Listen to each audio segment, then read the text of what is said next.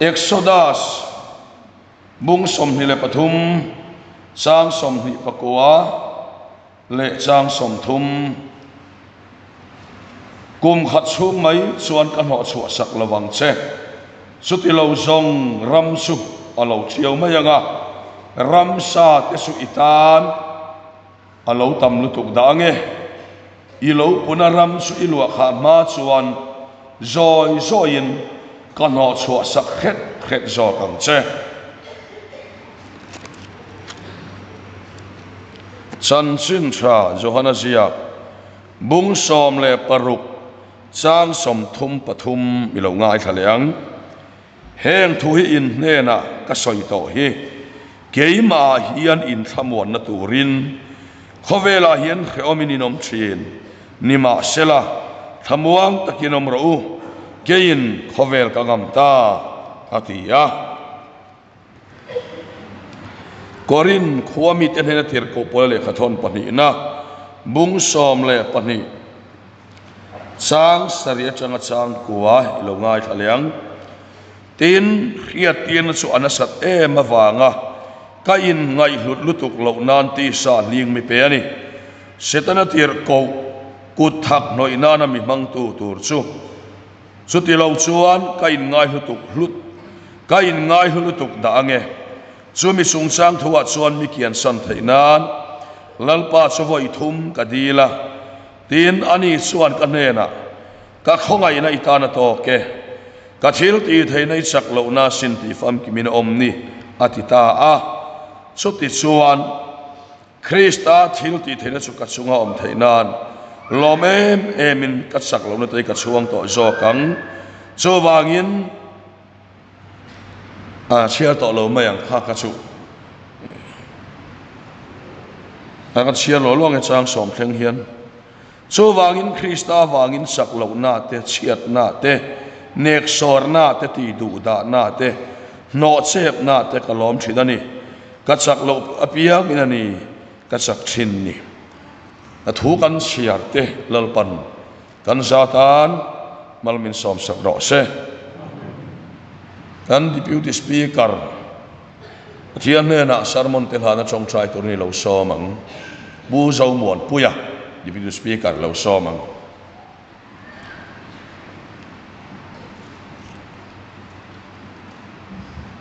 thian ne na kan sermon te hana chong trai lalpa san pathian du tak min hangai tu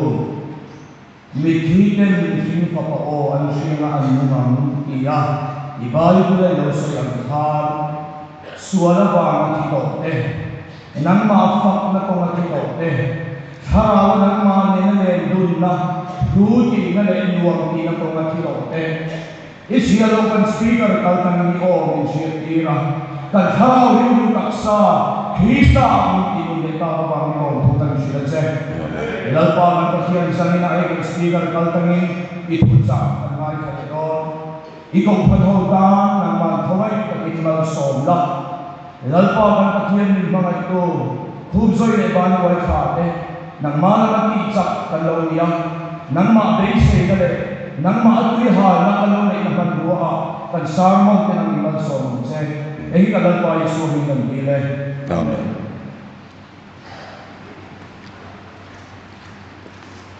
Le zanina kan thopuyatan chuan ama a kan thamon na tura lo ni ti mangin pathian thucha soi kan tumani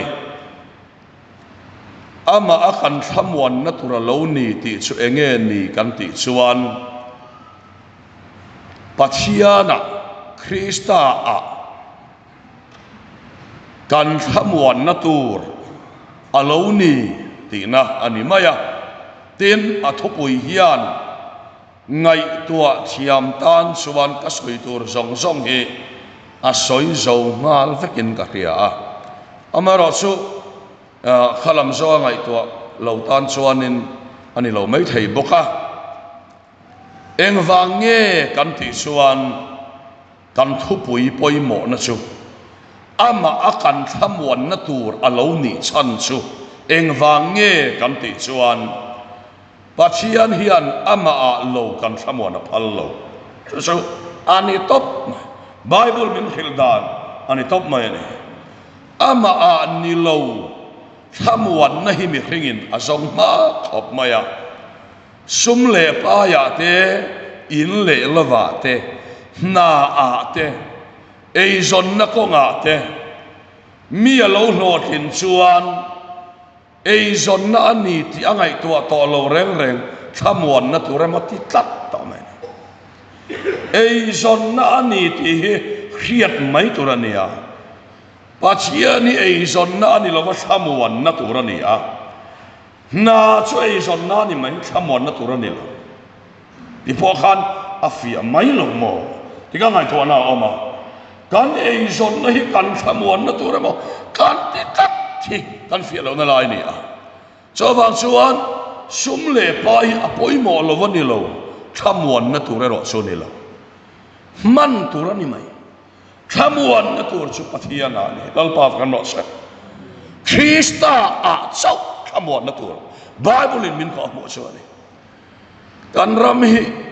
hong sak kan thiam lo ani na ta ka chuan kan chang kang tul tula kan tharau lam nun arau tul chan po hi thil dang ani lo sum le pa hi thamuan na tur ani lo wa thil le na tur ani mai thamuan na tur chu lali suwa chau ani cho sa ina hian kan ngai tu ana lo om se poi mo le ni ke malama chuan afia viau maya ten onau te o na rau pui te hi thamuan na tur ani lo reng na cha sarkar na cha company aponi se lo tam na cha te hi ei zon na tur ani le mai thamuan na tur ani lo so wang chuan pachian hian adu berchu thamuan na tur min ko mu chu ama a chau ani a so wang chuan athupuya po keima hian in thamuan na turin tia chan sin cha so hana sia a kan hu a chu wang chuan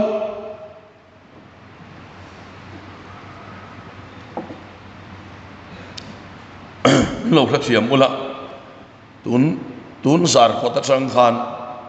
ngani ka dang hi a rau huam reng maya dang rau chunga ti lui chuan chonga fia don si lova lem le zo angai thina akha min lo kha thiam don ni hetiang tak hian ka lem jing ngai mi alwa mar chu zar ko kem pa chang khan ka dang rau ta thlat maya voi khat kha dang rau chungin kan beya me tang slip hi aran om ta thlat mai chu wang chuan kalam kha ka lo lem zo ni pon min lo kha thiam don ni ati kha kan soi lok ani le zat ina su tiang chu ani pachian hi thamuan na atana i man son ei zom na hina dal mi lawam chenga pachian hi thamuan na atana i man son na ro pui hian pachian na in relationship ati chemia lawanga ama ero su na kha thamuan na emoi ti chuan pachian na ka changin phai na la hangam chenga sum kha thamuan na tore moi ti chuan pachian la ka changin sumin ala hangam chenga pachian ni ma mo lo tul mai don ni cho wang suan san ina thamuan na tur dik tak chu suma ni lovin na a ni lovin tluan na ni lovin mal som na ni lovin Krista a ani ti him pachian thoi min ko mo ni le chu eng wang nge kan ti khani a eng tin nge kan ti chuan unau to san ina hian asia kha in lo enemo kai poi ka chiar fowa chan sin cha zona bung som paro sang som thum pathum kha heng thui in ne na ka soi to hi keima in thamuan na turin khovela hian hromin inom thi ka chiar ve fo ma pastor Bible chang chena changa ka don le pe kania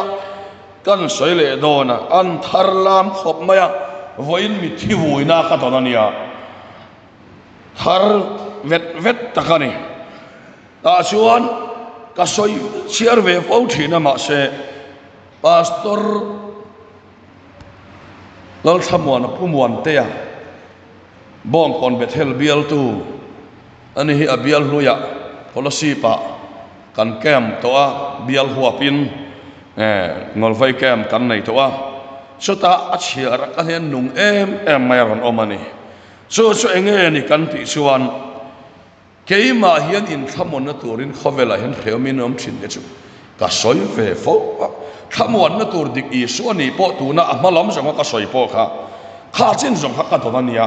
tu na ka soi tur che hi pumon te changa ka to ani kan pastor changa ka to ania su ka chiar po ma se ka fia ngai lo kharau thili mina chiar he ron ti fia ta ni keima hian in thamon na turin khowela in kheumin inom thin khowela kheoma kan lo om thin san hi engwa nge niang le ti ka ngai aron fia ta ni khowela kan thamon lo nan male amma akan thamon nan lalpa fakram lo se amma akan thamon nan khowela hian ami tak te chu kan nom reng aphal ve lo hallelujah pathian fakram lo se kan heom reng po phal ve lo wa kan heom thin hallelujah pathian fakram lo se kan heom thin san hi khowela ka thamon lo wa amma ka thamon na thura lo ni awal takem boin chu ka soi lai khan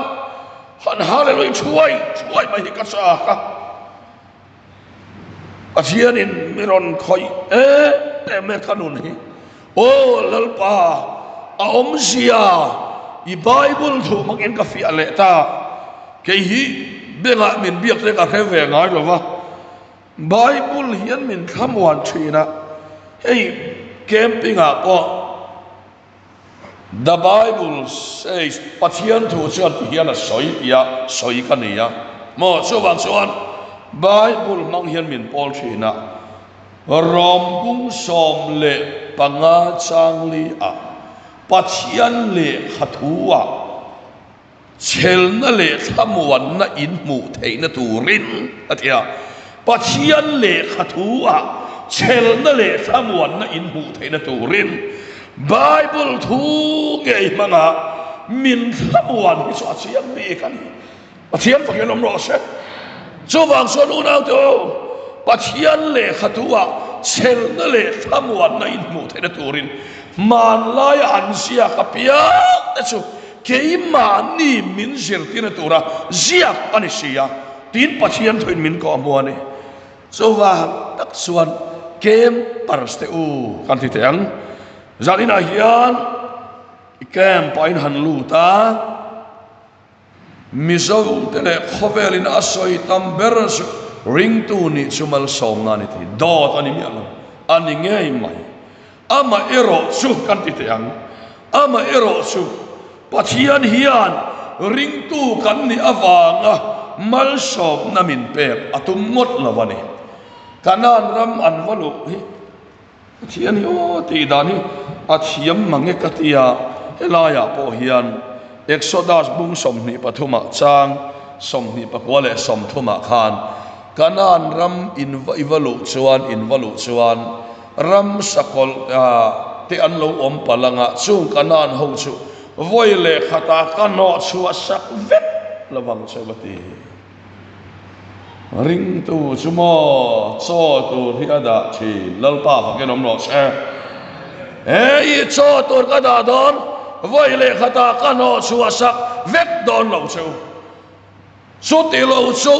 mi hing an om lo puk chuan ram ola lo zawanga ram sakol te lo omanga an eizo bang songa intan ha oman ni palangati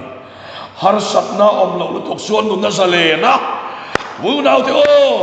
khovel hian min eizo mai chen piang tharwan nei tul su lalpan har sapna ape ka piang inwan nei don lalpa fakenom no se in thoven lutok suan tuan na hitil top ro har sapna hitil top ro email ka hu fia theina lalpa ring mi piang se pathian fakenom no se hei hiani sadina hian unau te o tharau lam nun chan na tak su hei ben hi su hiat na thang maya masai tharau lam nun tak hi su chan na le tuar na zel testimony soi ka cha khop mai ma sa kem pa ka soi to wa ka soi le chon fu chi in ka khelawa zan ina ke ka tharau lam than ber ne ka khiat na ber ne ka khiat chu camping a khan Bible chuan tin ka soya Bible chuan tia ka soi kha mi chong kam ho a chong kam thiam ron soi ka ni lova tuar na le mit tui kara e Krista mel ka wachanga karon soi ani tiar fa keram lo sai e Krista mel ka wachanga karon soi ani chira so wang chuan soi na hin unau te u Bible yela lo soi long veka voile khata ano chua sak vep lawam cheu chuti lo chu ram sakul pian lo omanga in tanan lo omang zoi kano chua sak khetang cheu atiani so wang chuan unau du tak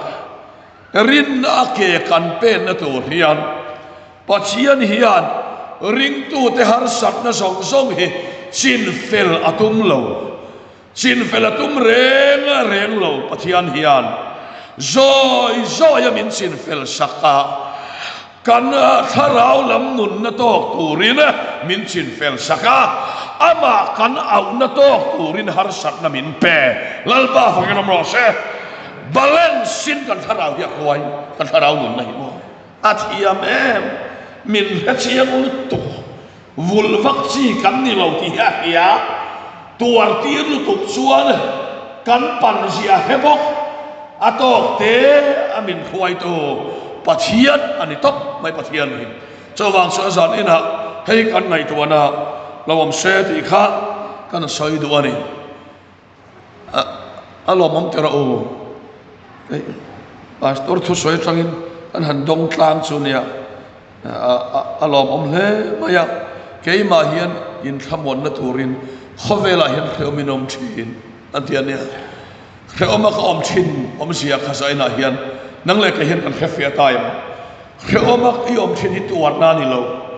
pathian hoisan ramani lo ama I thamuan thekna turani ama I thamuan ka veilam hi kem lu lo tin khian le in mutlungal bor me in lu ve mun chuan in mutlungal bor mi alavang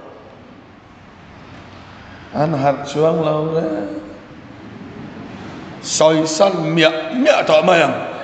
le chawang chuan unau te usan ina hian pachian thoin min ko mu choi hian ni ama a hian mi hring hi thamuan lo tum lo khop maya pathian khi hel par pakhat angina ngaya suma thamuan na zonga sumiti hlor thling tur chon pathian hi a han aw ve chawani ama a thamuan atum lawani ti chuan suma te fa te ate thamuan atuma fa te du ngan om lo chuan tha phang le ema pathian na thamuan na bon tia an fa te ngan du ngan om chuan tha buang le ema unau to hei hian ni pi ke ha pu pi gi lam fu lai tai lo pu bi ha mak pu bi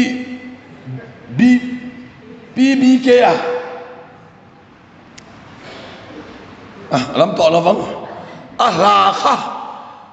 rau pu hi ka ti khop maya om song anral huna omakatani ante unau te o kan thamuan na tur song he anral ma suan ama hi kata kan lo ti thailo ta hi kan lo la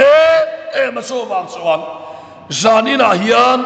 pachian thoina min ko mu choi he ni fa tia thamuan kan tuma ole na wa thamuan kan tuma kan du ngan om son kan tha buanga kan du ngan om no son kan tha phang le ifa sui du ngin om lo ma sela zadina hian om lo chan sumo amai thamuan theila ama hi thamuan ani tam phot chon tak sala na po achedon amal lu tak pathian bakin omros leila ma thamuan nei nga lu tu ka amai thamuan thainan chia ve hi ngai so wang suan unau te usari na hian in pomang ke poi ka in pomi har ka ti thin ma se akani na tak mai thara thiam in khiat ti chon a in pom lo thei lova rong bola ka siu aling ta ka bul pita soi hian nuam che lova achan na ka soi ngai se khobela kan tala hei kapan a soi thina tal ral kong ti soi thina tal ral kong a hian nang sui thana ni sa kho kho nga oma nun ho ko nga oma ei tal ral kong nga oma nun ho kong poi phalo tal ral kong ai tal min ti thina de suan nun ho sual chuang lo ho ve to pian oma nang chu tal ral kong ai kan min ti thina tiang chuan ka tal ral he ka pian thar lim chuan camping a po ka soi thin te sat hak tur tim kan zui ve a kan nei chun chu kor eng lian deuh mai nu le pa te chuan in khelo mai thei pulpita a soi chi ni emo ka khelo wa apoi em lo bang chu mo mi hang sai thiam bok marli chu ka ha a hian eng lian pui mai jeans khop tret kan aya kanau phei khop ka hawa kala khiat reng chu ama na kha to lo mai thei chu ti lai ka speaker zui chuan thang te thuam no pa ngai po e thuam no pa ngai te ron havela min ti kan nei lo ti kha ka soi lo wa ma se kan nei lo tak taka to pa kelvi puwa wa te su ko khian ti mo thuam non sem lo ma ya van nei ta kha ni an ni chu abel na ngai chu kha ka pian thar lima smart pen mo formal ka voi khat nei na nia ka lom hle mai ni chu mi ka ron soilan du chana chu ka pian thar thainan lal pa aka samuan thainan ho pa khunu hei thayani love khonge ke ma samuan tum lo miau ve dan po khu suma samuan na du a suma anga thainan miau mai de ka chiang to cho bang son a samuan na kan chiat te anga tia peral vekin ama vuan thei to lo chu aman khongai nei minon sel ta ni lalpa kam ro se peral vekin ko ma te suan chu kong chu ka so ta ka samuan na tur chu en ma dan ka nei lo ka samuan na chu lalpa ani to mi ten samuan na dangan nei ve pon ke chu ka nei lo ka samuan na chu iswa tu na hian mi fia nge ka khelawa ke ai mi siang zo ka hei a tlem na ziom deuta ke ma hi za a som thum vel mo 70% po phalo ang pathian ngaya ka ngaya so sang ve to vio mai thai 30% vel chu tu na khwan e ke ma hi mi thamon pui to chu wang chon khonge kan pe ve to teng min tia ka nei phak lo to ma se mi lo pe tam du chi alo asan se wange ni son ama a ka samuan lo lau ama akan samuan thena turin sa ina hian wonau te khavela hian khom thin ma se khom na ha om mi lo chan an noi ron siak le a khavela hian khom thin ni ma sela ron tilani samuan takin om ro kein khavel ka gam ta lalba no se ati khom tu so ka gam ta khavela nang mani ti khom thei tu song choi ka gam vek to samuan takin om ro tin pathian thui min kom ani so wang suan zan ina pathian thui na min kom mo hikan kena poi mo le so tiang tu son kem pas te po in ten tesimo ke mang tho win yang ka tu na kem pas ke te hi rong bol tu ron lu tlem ko pa ni khat vel so ke tripilam an oma abak zong chu dia na outlaw amoy zong in mo outlaw kha anita an tuna pon kalanga ni khovel in lo ching por nem to sia khovel mal som na aron ho hok don lo chiang lu to ka cho wang son mi fak na po aron ho hok don lo amaro su Ava reom ve mole poitiang. Mase eng vai nge reom akanom thin. Ama akan thamuan na turani ti hi kan rilwa khechiang ila. Ama thamuan na tur lalpan min lo khua hi mangai na le khongai na so kani. Ama theingil pha na tur min lo siam sak lo hi kan wan nei na ni. Ti hi pachian thui min ko mo ni le. Kadu to ka nga athot le so soirai ka tum lova. A Bible sang dang an siar kha an siar ka ringa polan ka in ngai lutuk lo nan ka tak sa ling mi pe a setana kut thak noi nana mi mang tu tur chu mi chung sang thua son mi kian son thei nan voi thum pachian ne na amla kian sakadila nima sela ka khongai nei tana to ke ka thil ti theina hi sak lo na sin ti fam ki mine om thin ni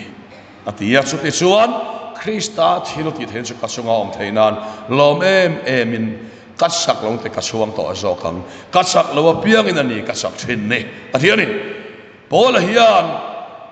pathian thil ti theina amu na tur zo ka hi lak ken lo dil ngat mai lo nia han a chong chai le a chan nei a in mil lo lu to kha pathian thil ti theina mu du bok si amu na tur zo ka din lak ken lo dil ngat pathian pola I alu tu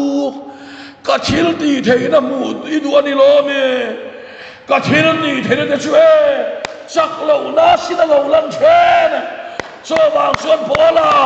hei hi milak lak tiang sak midil to so tinan khil fiata avar le ta war ma pola kha